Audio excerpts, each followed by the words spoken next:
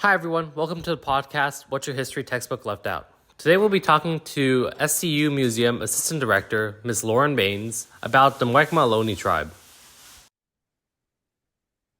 I just wanted to say, starting off, that I watched the symposiums you sent me, and I think that it's just amazing, all the work, all this kind of that you're doing, because especially with the goal of Unfold for All being education, I think a lot of this being not highlighted within standardized education needs somewhere to be, and the symposiums act as, I think, an amazing resource for people to refer to kind of like learn more about the land that we're actually on.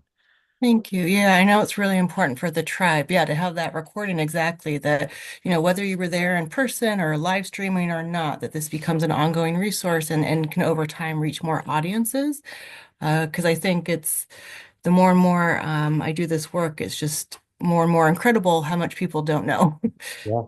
I did get a chance to talk to Dr. DeCoste last week, Oh, okay. and I got to hear a lot about his research into, I guess, theology and the role of the Catholic Church in paying reparations. Right. Uh, I just found like being able to focus on just one of the topics mentioned in the symposium was just a really good discussion in itself already, and then just having so many of these like relatively complex but also like important topics is just it's kind of incredible. Yeah, well, and as you kind of saw, the symposium really can only scratch the surface, right? Like they're kind of these teasers, you know that there's so much more that could be said. So it is an annual program, but definitely it needs other programs and resources to share the full content. All right. Yeah, I guess I could just get into, I guess, the first question I kind of have is generally, what's your take on, I guess, the current level of Indigenous education in high to college level history curricula? Hmm. I mean, I don't know if I'm the best person to answer that since I'm not part of the history department. But I would say, here at Santa Clara, there are definitely faculty very involved in making sure that a more complete California history is shared with our students. So we work closely with a few individuals here, which maybe you've spoken to, or if not, I'd be happy to connect you with them. And so there are courses both in, history, and I would say also through the English department and certainly anthropology that really look at decolonial narratives and also public history and really making sure students um, are questioning maybe what they're being told, what they've been told in the past, what they're seeing or not seeing. I was part of a conversation earlier today, and a faculty member was sharing, how they do a walking tour of our campus. Right. So our campus is ancestral land, it's the site of a mission, it's now higher education. And from what you see walking around campus, there's a lot that is not readily apparent of what that legacy and history is. So I think there are definitely faculty addressing that. Um, but we're Santa Clara University, and that's part of our history, our legacy. I know other colleges in the area have Native Studies programs, they have centers for Native students. But I would say my general blanket statement being that there's still a lot more to be done, not just regionally, but across the state, across the U.S. Yeah, definitely. I agree entirely. So we actually recently for Unfold for All, part of what we're trying to do is I've organized kind of some workshops with local middle schools here in Dublin, California, uh, to try and go over some of the history of the Muwekma Ohlone tribes and going from I know the Mexican periods under the secularized missions and the American periods under I believe it was Phoebe Hearst living where they were deemed like the Verona band and all this kind of like there's this like hundreds of years of history that's kind of on this land and on the place that we're living, but it's still not being taught in a lot of these I guess public schools, and it's not being treated with importance. I guess my question stemming off of this is, what do you believe the role of like federal recognition could play in education developments in kind of middles to high schools around this area? Yeah, that's an interesting question. I mean, certainly federal recognition provides a lot to the tribes themselves of what they have access to in terms of resources and not to be redundant, but the recognition that gives them with other agencies.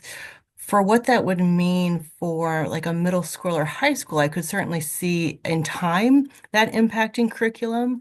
But, core curriculum, even in California, while it has improved, it still has some very general goals for what students learn about mission history and Native heritage.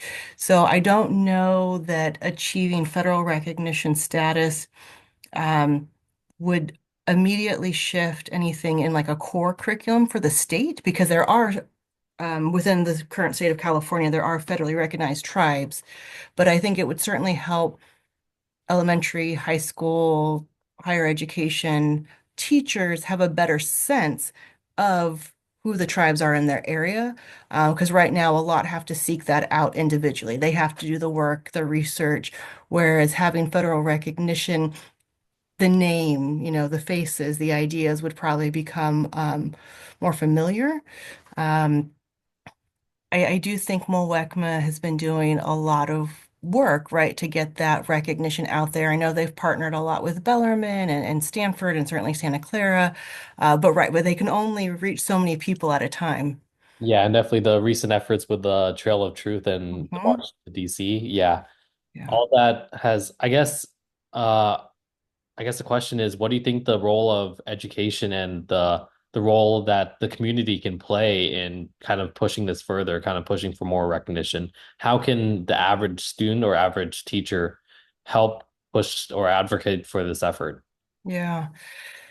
Yeah, I mean, I think you're right, and that's kind of the approach that has to happen, almost grassroots, that individuals within specific schools that need to raise questions that to invite the Muekma in to share their story is ideal, right? But that's not always possible. So like you're saying, if there are resources available that they can share with their classes, maybe at a school assembly, um, that we would hope would cause this wave, right? That people that then get exposed, maybe families are then curious what their young folks are learning and wanting themselves to get involved. Um, yeah, it's interesting because even we have so the DSSA has a docent program, and since kind of the 80s, fourth grade students who are studying mission history come to us for these tours.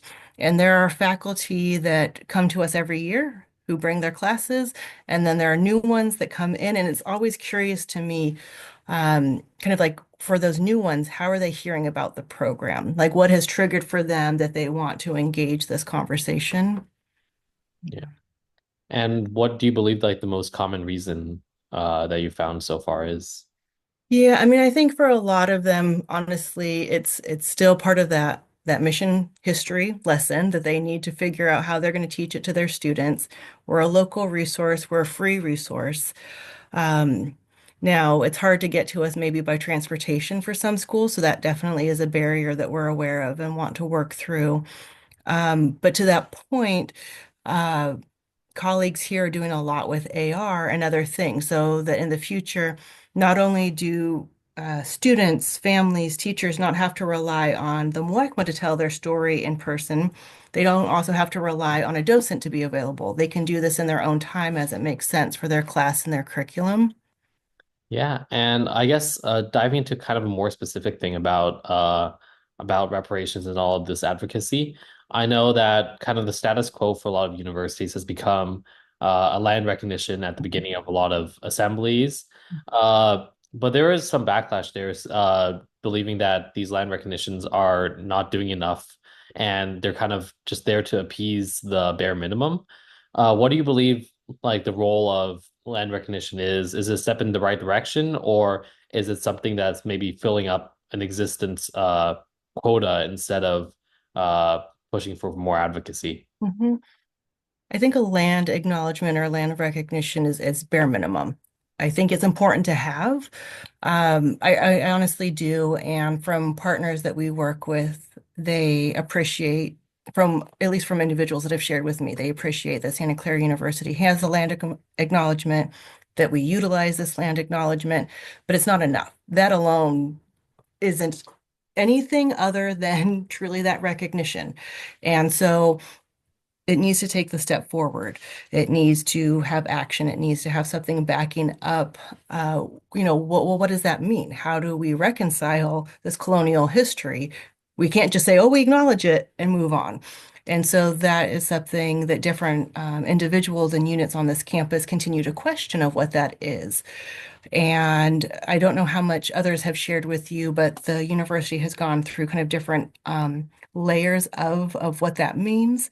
So in around 2019, then President Father Michael Eng brought together a group that was known as the Ohlone History Working Group.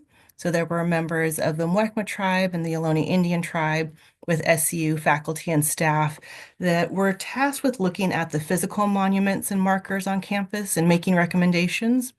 The report made recommendations beyond physical monuments and markers. Because again, land acknowledgement baseline, physical monuments and markers are one thing. But again, what is that living relationship? How do you heal these past injustices? How do you make this space that is ancestral land a comfortable space where tribal members feel that they are part of the community? So that comes through in different projects and programs that we do, the symposium, a Native student scholarship. These are the things that Santa Clara is starting to build to really support what that land acknowledgement means.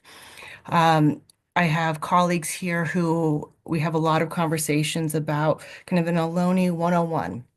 How would we make it possible that every student, staff, faculty, whatnot that enters into the Santa Clara University community gets a baseline education in this history, right? Then we're really, really walking this walk and being in partnership, not just understanding that history, but then getting engaged with the tribe, supporting their asks. What do they need? What can we do to support them? Whether that's through internships, things like the symposium, creating and offering platforms and other. Yeah, definitely. I think, especially for Unfold for All, the major goal is, even though obviously from an outsider perspective, you're not going to be able to provide that level of depth that might be sometimes necessary to become an expert on a subject or even qualify enough to kind of give an opinion on a subject. The hope is that with individual workshops, it'll be enough information for people to be able to kind of start thinking about it and to kind of be for this information to kind of be on the radar since I think especially so much of the history has been kind of buried on beneath, I guess, not really topics of less importance, but topics of a Anglo or an American kind of perspective. That a lot of this is kind of brushed past kind of intentionally, especially when history curricula. Uh, I guess deviating from this kind of path again, but more towards the path of reparations. I was listening to a lot of the podcasts from the chairwoman of Mark Maloney, and I think one of the main things that actually surprised me was learning that Sunol and a lot of the kind of the regions, the roads nearby, are all named after these people who were originally oppressors and kind of these people who are directly involved within the I guess, to fight against the Mwekma Ohlone independence and recognition. Uh, and I know nationwide, there's been a lot of efforts for different aspects of history to face these reparations, tearing down statues of Civil War monuments from the Confederacy. Do you believe that this is kind of a step that we should be taking now, especially with, I guess, the Santa Clara University being a university with kind of some history? What do you believe like the role of individual institutions is in kind of dealing with renaming these roads, possibly uh, like changing the names of these monuments, or maybe just giving a bit more of an accurate history representation of these kind of locations? Yeah. Yeah, I think it's a little bit mixed. I think certain things in terms of renaming does make a lot of sense. And making sure that in that process you're being very clear with your community why that change, not just, oh, it used to be called this and now it's called this. Like really, why are we making this change? And a lot of that is to create a space of greater belonging, right? So the individuals do not feel um continually hurt, unwelcome, there's many different approaches of how that can make someone feel that a space is not for them. So I think renaming can certainly be powerful, and especially for tribal communities that have many times been unnamed, have gone unnoticed, unrecognized, that is a way to bring a new level of recognition. With physical monuments and markers, it depends. And not to make that a complicated and unfair response, but um, in some cases, there may be moments that something does not feel appropriate any longer, but I think many times it's to place things into context. These monuments may be to very specific individuals. Why? Um, and also understanding when, right? So a lot of Confederate monuments were established much later. Why? Why were they placed in that specific time in history? What was being communicated?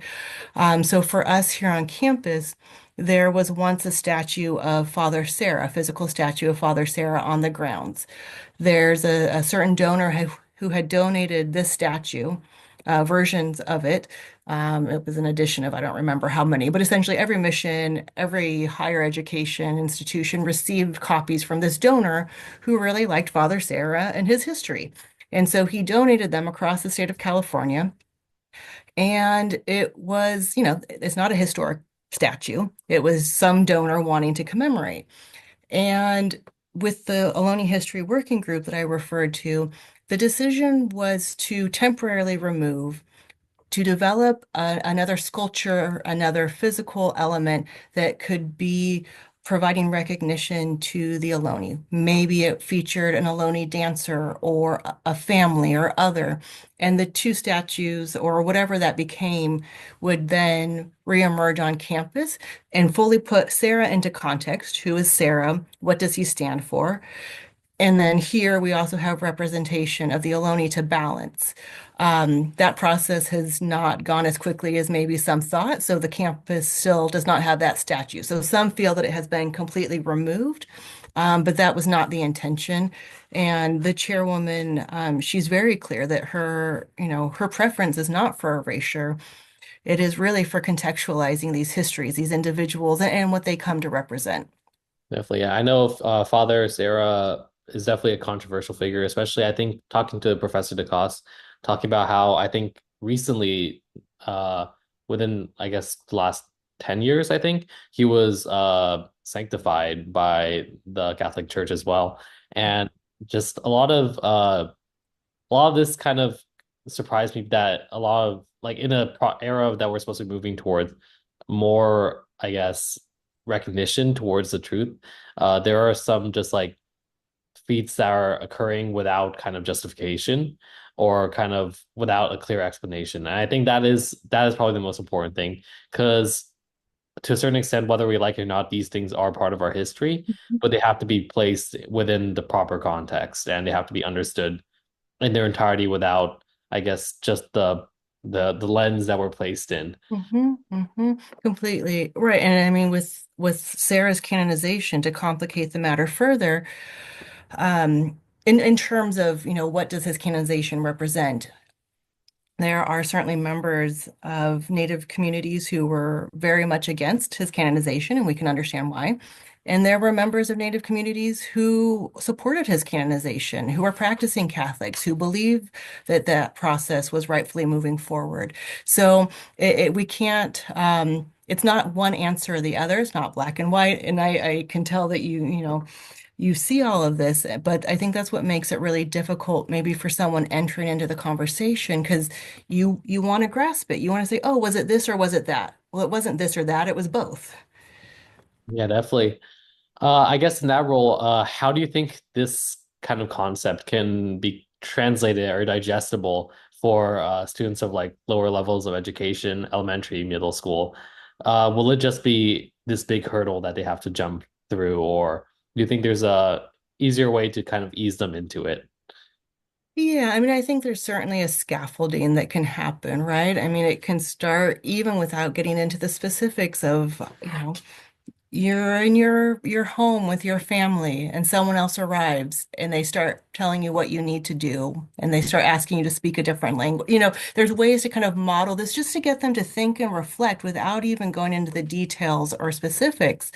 Because there's a very human level at which we can understand these concepts. It certainly does get more complicated over time with the detail.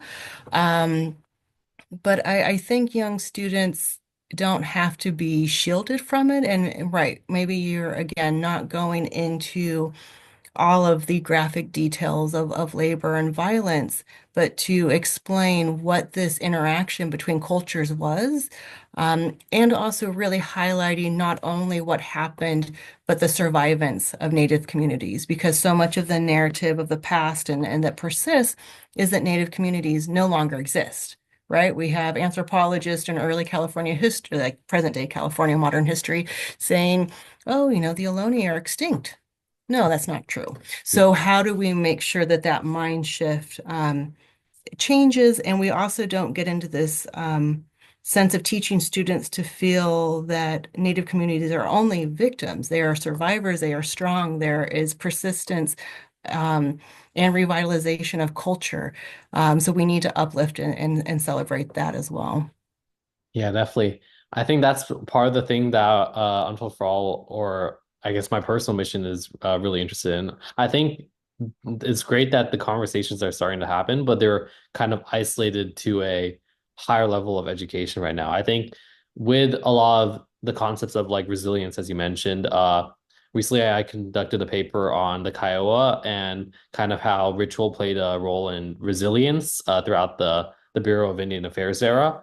And I think like that was trying to keep it concise was a 6,000 word paper, and trying to kind of convey these concepts down to an elementary or middle school level definitely poses, I guess, a higher barrier of entry than Christopher Columbus came in 1492, whatever, whatever. Right. So yeah, it's like there just seems like there's a barrier, but there has to be a way to kind of, this is a necessary barrier to take down, because uh I think it provides these lower levels of education are the fundamentals of what people will think as they grow up, and providing the basis to have, I guess, a more open mind and a more wide perspective of the entire context instead of just a focused lens.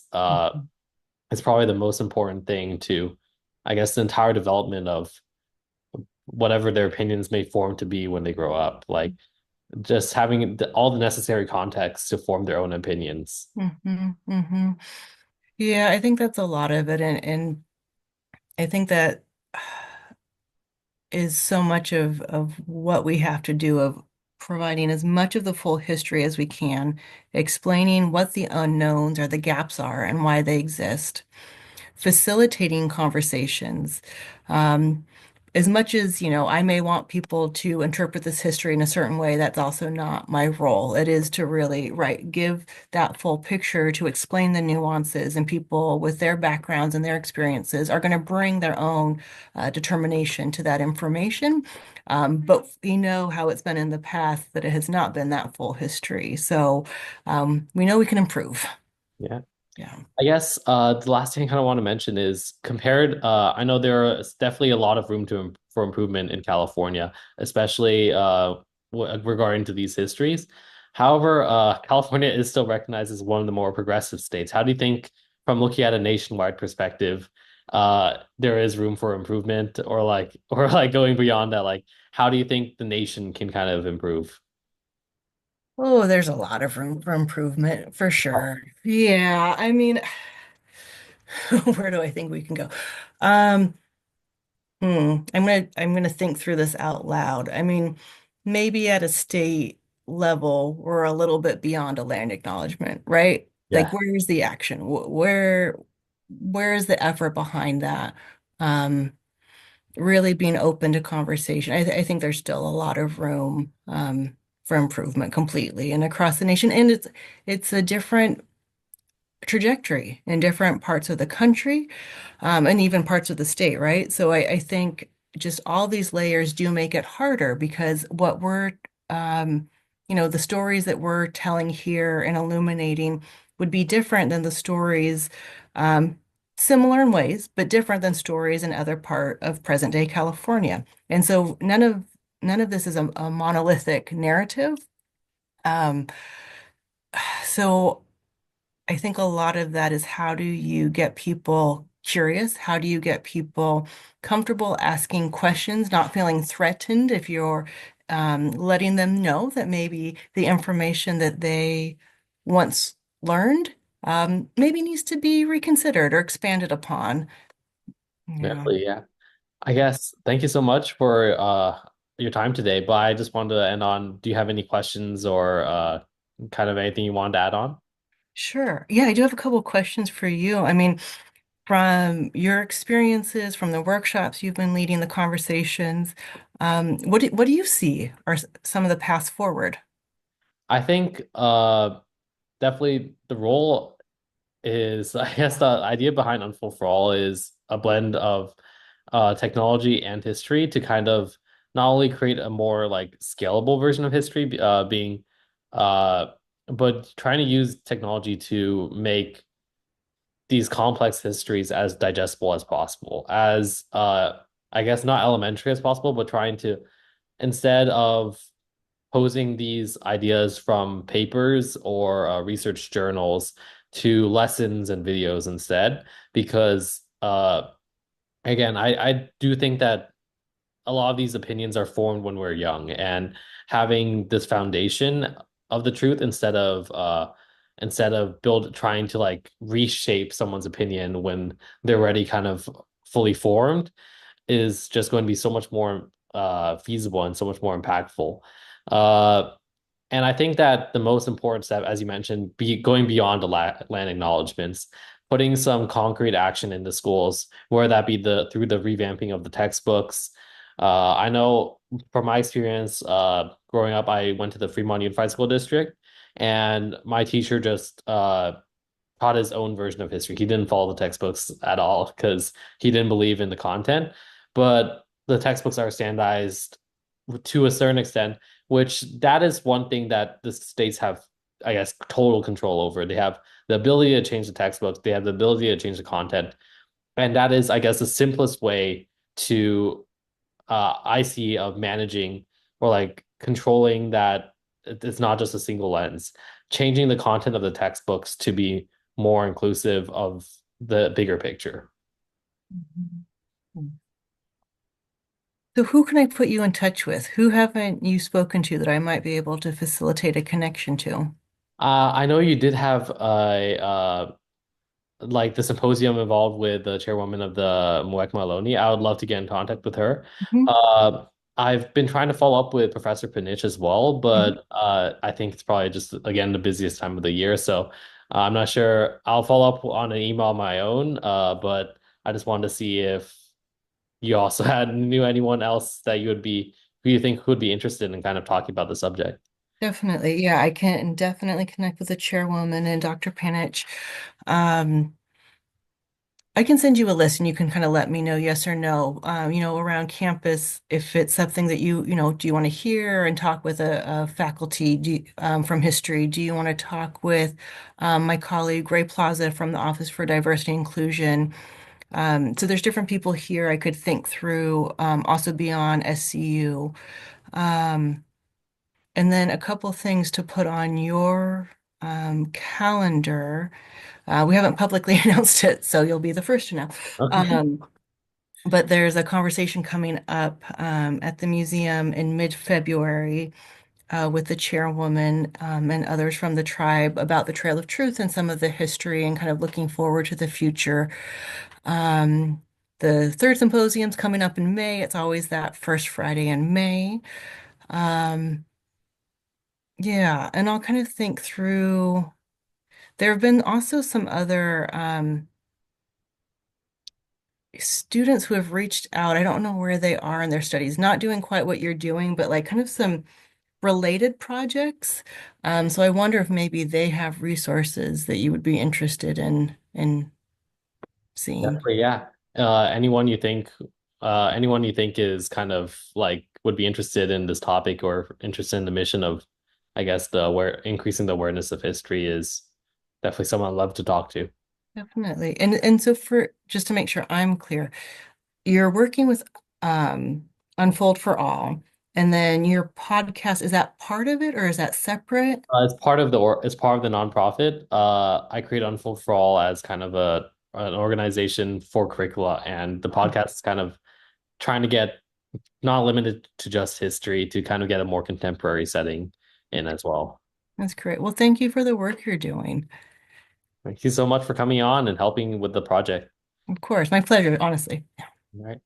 And I guess that's it. And Happy New Year. I know it's a bit late, but Happy New Year. Yes. and have a great day. Thank you. You too.